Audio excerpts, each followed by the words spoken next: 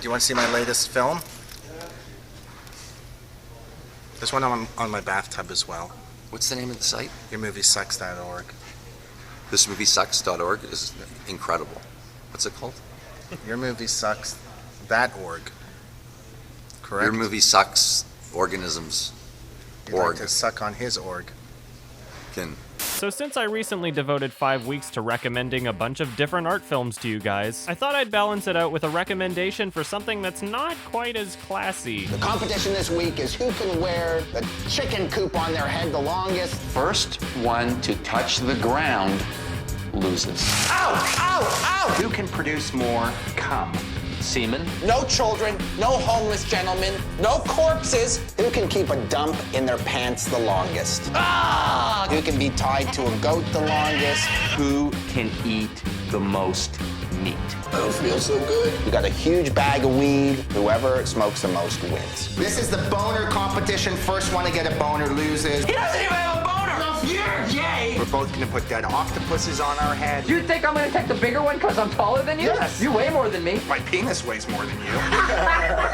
Don't laugh at that, it's not funny. Kenny vs. Spenny is a hilarious TV show that was quite popular up here, but I'm unsure as to how well the rest of the world knows it. Now, anybody that watches this channel should know that it's a little out of place for me to be recommending something so essentially trashy.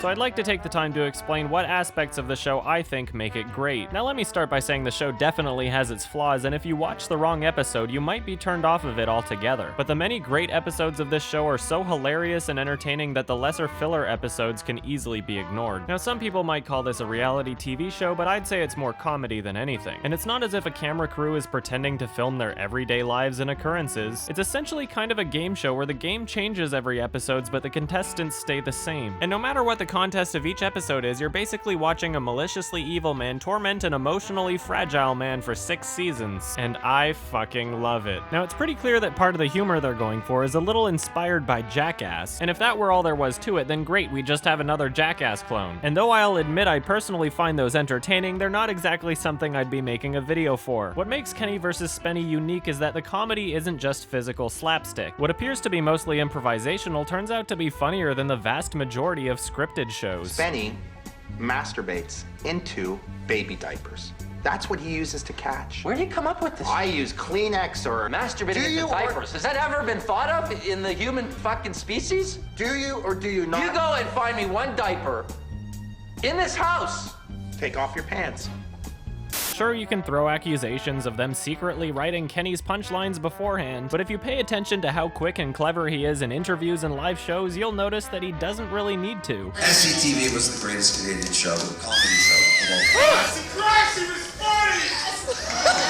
Smoking Degrassi is probably what I would like to do. And the chemistry of this comedic duo works insanely well. For either of them, it's essentially impossible for it to work so well without being able to build off of the other person. Oh no! I'm allergic to peanut. This is completely ridiculous. What are you doing? Is that fucking poo? It's just brownie mix. Sure, Kenny's diabolical acts of mischief make the show great, but without Spenny, there's no one around that he can torment so easily. I am asking anyone out there to kill Spenny. Which is a crime. No, That's a crime. No, it's not. Yes, it is. It is not a crime. Of course it is. How can that be a crime? Well, no, I'm asking someone to kill you. It's a crime. Actual... Okay. Now, I understand that some people watch the show and find Spenny's persona to be a little unbelievable, but you have to remember that the amount of people on this planet forces quite the variety of personality types by probability alone. This is one of his apparatus. I've showed you the photographs downstairs. Just taking a little weight off my shoulders. Am I supporting myself while standing? You can make an argument. Great. Well, that's all I'm But, The reality is nobody is stopping Spenny from assisted standing. Absolutely. I will even allow him okay, to well use then is this. he merely being intellectually difficult about he definition? Is. You know why? Because he's been up for I'm being 32 difficult. Well, one second. Let me talk. Honestly, his mind and his attitude are very grumpy. He's been walking. He just walked up the stairs. That's not standing. I'm sick of you. See how grumpy he is? Yeah, I stop I'm talking. a little more cunning than he is. He just didn't have the ideas to, really assist himself. But how do you describe a person like this? A person who will... cunning. And I've actually met a few people like him with extreme self-confidence issues and anxiety. And from what I can tell, he's basically the same guy when he's off the show. Plus, their series finale of Kenny vs. Spenny was in 2010, and looking at Spenny's hugely unsuccessful television solo project, it's pretty much exactly what you'd imagine coming out of the Spenny from Kenny vs. Spenny. It's a bit of a train wreck of this sweet guy operating in this sort of dark world where nothing really goes the way it's supposed to go. The other level of the show, which probably nobody but me will ever think about, is that maybe those things that society tells us we should have aren't worth having because they're kicking the shit out of me every time, you know? That's not for me to decide. That's for intellectuals, philosophers, and academics to discuss. I mean, if he's completely playing a character his whole life even after the show's over, then not only has that proven to not make any sense financially, but we'd then have to admit that he's a proficiently talented actor who's got better deadpan than Stephen Colbert. I mean, even he's cracked up more than once. Your father, Lika Madik, and your mother, who still goes by her maiden name, Munch Makuchi. Now remember, I personally don't feel as though every single thing on the show is 100% genuine, and the presence of cameras is always going to make someone exaggerate the parts of themselves that they know everybody wants to see. And although I do feel there's bits of performance within their reactions, I do believe their reactions are mostly genuine. Fuck, what are you doing? Giving you an enema. I may kill you. I may physically kill you. Enemas give you boners. You tried to stick a fucking tube on my ass, you fucking moron. Don't be violent. Don't be violent. I mean, it's clear by this point that Spenny understands that his audience gets entertained by poking fun at him. And no matter how real or fake he is, it would be ridiculous to suggest that that wouldn't affect his behavior at all. But that doesn't mean that off camera he's a completely different person. I don't have a bullet to my head to do this. I will admit that. I actually think the show makes him look like an idiot, and he thinks vice versa. So in a weird way, I have a lot of, he'll say that I have no fans, everybody hates me, they all love to see me get crushed every week. The reality is I have a lot of people that support me, and they come up to me and they say, you know, God, what an asshole, you know, I can't believe he did that to you. When are you gonna get him back? But then he leaves the Queen Street Mental Hospital and goes somewhere else. Nice. And the difference is that I'm not willing to go to his level. First of all, I don't think the show would work comedically if I did, but even more importantly, it's just not who I am. He often mentions the pharmaceuticals he takes, and I see no reason to immediately call it bullshit. I am a stressful guy. I'm a highly stressed man.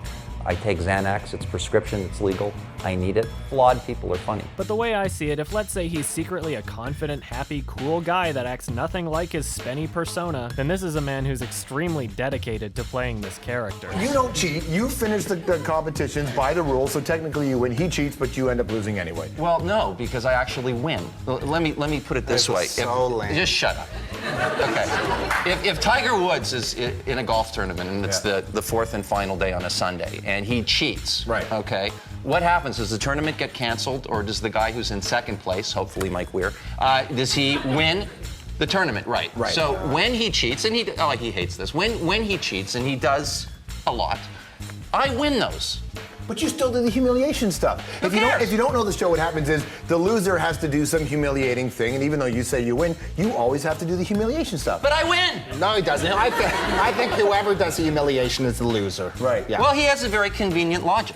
After seeing their live show, I noticed that unless Spenny's telling a joke, which he doesn't often do, the guy never fucking smiles. So it's difficult to believe that such a capable actor would then intentionally lose money by deciding to be really shitty. No offense, Spenny, but it seems as though what you're best at is being tortured. Still, we all appreciate that you've come to understand where your success lies, which is what I can only gather by you deciding to go on tour with Kenny recently. I'm stuck in this with this fucking guy because I can't make a living. Like I said, the show's not perfect, and more commonly earlier on in the series, there are a few moments that I do find uncomfortably convenient. So whereas there are some convenient plot elements within the show that I can't completely confirm or disprove for their legitimacy, I can at least say that although it's clear they understand there's an incentive for them to act as exaggerated versions of themselves, they are still being themselves in the show. Yeah, it's a little convenient that the most entertaining clash of personality types happened to make a show together, but it wasn't exactly so much of a clash early earlier on in their careers. They first made an independent documentary called Pitch about trying to sell a script to Hollywood, and when watching it you can tell that they're the same people, but the film's not set up in a way that incentivizes them to fight with each other. When season 1 of Kenny vs. Spenny comes along, you can see their chemistry start to build once they have the right setup for confrontation. Like literally the entire premise of the show is them competing against each other, and Spenny doesn't so much initiate the conflict as he does react to it. So it seems as though when Kenny realized just how much comedic value there was in torturing Spenny, he aimed to outdo himself and tried to take it further each time. It's hard to outdo yourself every single year. You know, I've given the guy acid and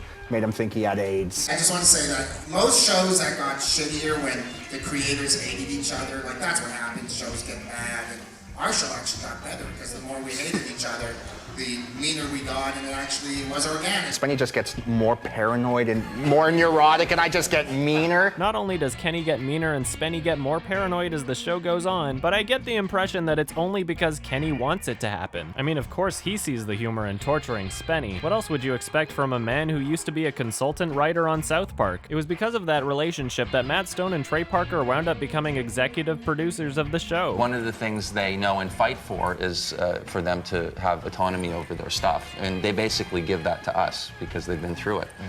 But we do get notes from them, and they're usually pretty great because it's hard for us to be objective. Their notes are usually like, can you make Spenny look less retarded? There we go. Lose this Spenny scene, that Spenny scene. Do you even need Spenny? Stuff like that. Is that accurate? Is that your understanding of the situation? I think he doesn't see their notes. And it's pretty funny that after they parodied Canadian entertainment as being nothing more than crude humor and fart jokes, eventually they were kinda right in a way. This is gonna give me the biggest fart in the history of mankind. Oh my God.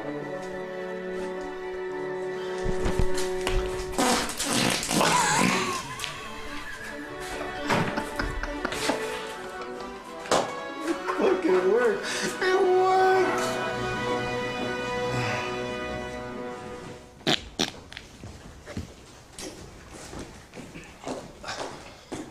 Don't do that.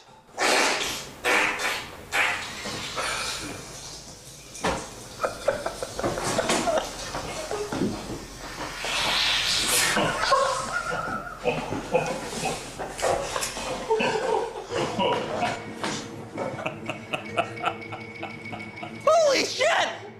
He didn't even measure it!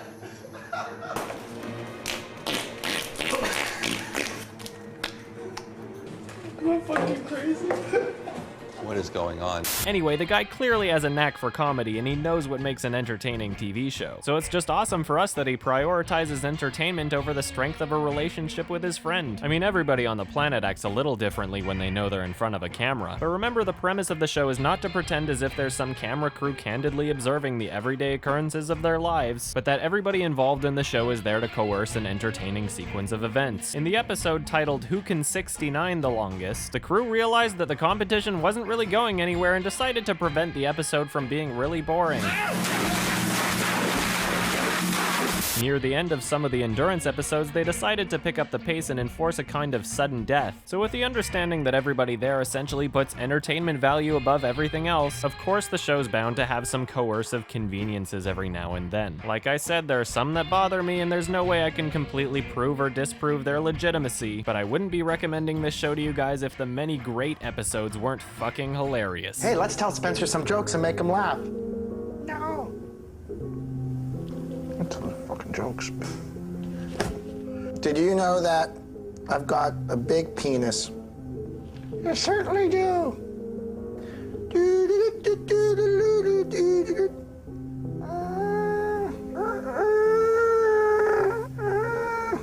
Oh, sorry, Kenny Jr., did that hurt?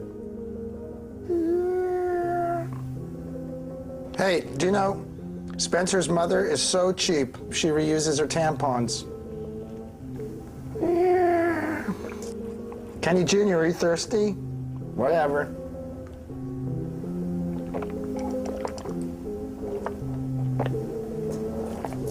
What's important to note about this show is that they've been canceled more than once. It's just a series of cancellations. Canceled, canceled, canceled, canceled. Our first pilot was for MTV. They paid us, you know, $8 grand for a 3-minute slideshow, and then we got 40 grand on USA Network to do a pilot, and they pulled the plug while we were doing the pilot. but we're like film guys, so we finished it. We go to the CBC, we go huge. They cancel us. Showcase picks us up. We go on GSN, they cancel us. So I don't know. It's a very fickle business. I mean, and you just have to accept that. And I could be telemarketing, in a year from now, or I could be giving blowjobs at the corner of Hollywood and Vine. Exactly. Season 1 originally aired on CBC, and it's no surprise that its time slot stirred up a little bit of controversy. When you put the show on CBC, it didn't for a lot of reasons, I'm sure, the show, you were canceled. When it was canceled, did you feel like, oh God, well, one of our racier ads actually accidentally aired in the toddler block. In Little Bear. But that didn't bode well. it was, we like the CBC or the Can't Be Cool.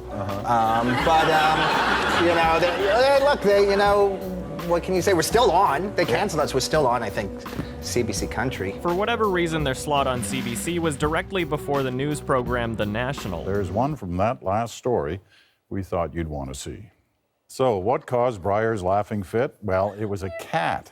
It jumped up her cameraman's back and then onto the camera itself. So any innocently sheltered person who decided to tune in a few minutes early to watch Peter Mansbridge deliver the news wound up accidentally having their fragile world destroyed by watching one of the humiliations from the end of a Kenny vs. Spenny episode.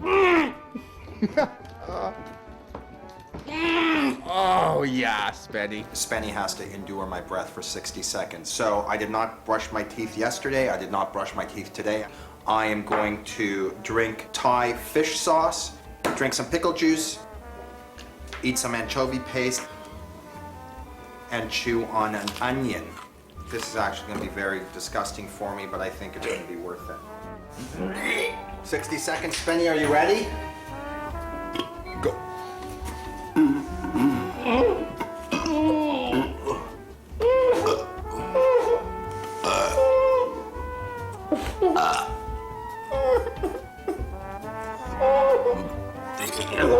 Oh, puke burp. Puke burp.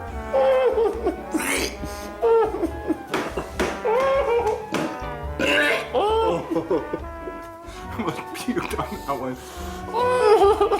Basically, whoever wins each episode gets to creatively decide what the other has to do as punishment. So if the contests themselves weren't already a little edgy for TV, the humiliations make sure they're pushing the limits of censorship. There we go. Oh, fuck off. No!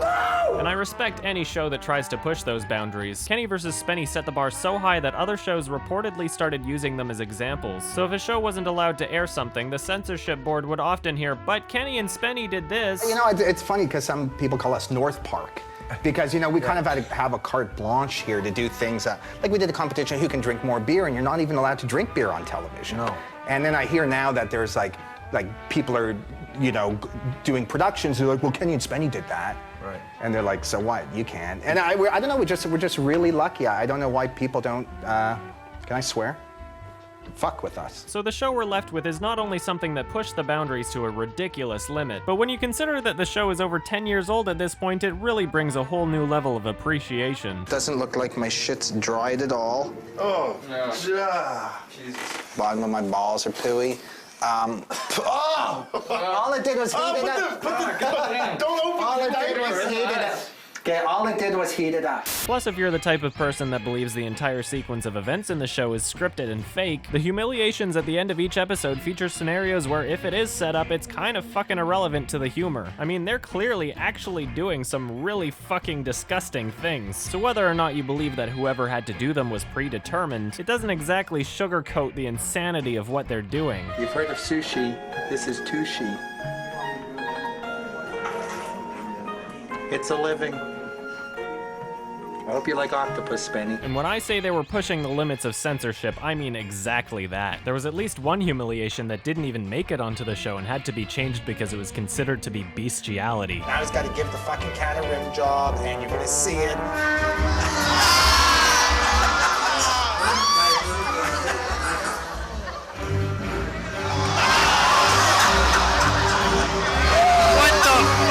Which is even more interesting when you consider that this humiliation got aired. So I'm imagining I'm in a threesome with Uma Thurman, Naomi Campbell, and Scarlett Johansson. So remember, kids, if there's anything to learn from this show, it's that if you lick an animal's butt, it's wrong, but if they lick your butt, it's okay. Anyway, I feel like it's important to point out just how far these two are willing to go to provide us with quality entertainment, because even if you're not willing to believe exactly how the events in the show unfold, it brings a lot of legitimacy to what they're actually doing on camera. Even if you're not willing to believe that Spenny unknowingly took LSD, I personally find his behavior so convincingly accurate that I'm willing to believe that he was at least under the influence of the drug regardless. Sit down, relax. Can I touch that? Why is it moving away from me? It's making you crazy, man. Take it off your head. Oh, I'm fucking. Whoa! Do you mind? I'm getting dressed. Oh, dude! Oh! Kenny? Tell me what's going on, man. Tell me what's going on. I'm gonna help you through it. I fucking was born, man! Even if you're not entertained by the insanity of the actions taking place on camera, there's tons of comedic value in observing Kenny's tactics to win each episode. Regardless of how real or fake you think it is, his tactics are hilariously clever, and I think it's pretty funny to constantly see him come up with new ways to spend the show's budget each episode. Not only that, but he'll often just pull his camera crew aside to make a funny skit that doesn't affect the outcome of the competition at all. Chicken sandwiches. Can someone get me a toothpick, please? Anyway, I know that there's people out there that have legitimate reasons not to like the show, and that's okay. But to me, I feel as though it has layers upon layers of humor and entertainment value. And although I don't like every single episode, I can't deny that the great ones that exist are well worth recommending this show to people. And a big part of why I'm making this video now is because they've recently decided they want to try and bring the show back. But the problem is that there's no networks that would bring them back unless they can prove that there's guaranteed customers that would watch it. Jamie from the show, otherwise known as the guy that pumped air into Kenny's ass, is currently making a documentary of their live tour. They even had a Kickstarter campaign to help fund it, but it was shockingly unsuccessful. So as someone that legitimately likes the show, I feel like I should at least help out a little. At this point, they're trying to see if they can garner enough support to create a new season exclusively for Netflix. I mean, I don't even have a Netflix account, but would I sign up just to see a new season of Kenny vs. Spenny? Fuck yeah. Anyway, I have no idea how many of you already know about this show, but hopefully I've introduced at least a few of you to it. Now, unfortunately, the DVDs are out of print, but since Kenny's such a cool guy, he's decided to upload the entire series on his YouTube channel. And if that doesn't deserve at least a watch, I don't know what does. In all honesty, I'm willing to at least accept the possibility that this is all an act. But regardless, not only is it so much fun to play along, but it doesn't stop the show from being just as funny. If the whole thing's staged and written, then it's written very well. You can have your hunches either way, but the truth is none of us were there. So I suggest we all just enjoy it for the comedy, which took a lot of blood, sweat, and tears to make either way. I can't do it. Do it. I can't. It won't go off. I get it. I bit your thing. I want to see a piece of nail in your mouth. I can't. It doesn't come off, man. Chew. I can't. Chew it. Oh my God! Get over here! Get over here! I'm trying. Get over you. God! That is oh awesome. my God! Oh, holy shit. Oh my God! Look at him on my screen. What is influencing where he goes? What in the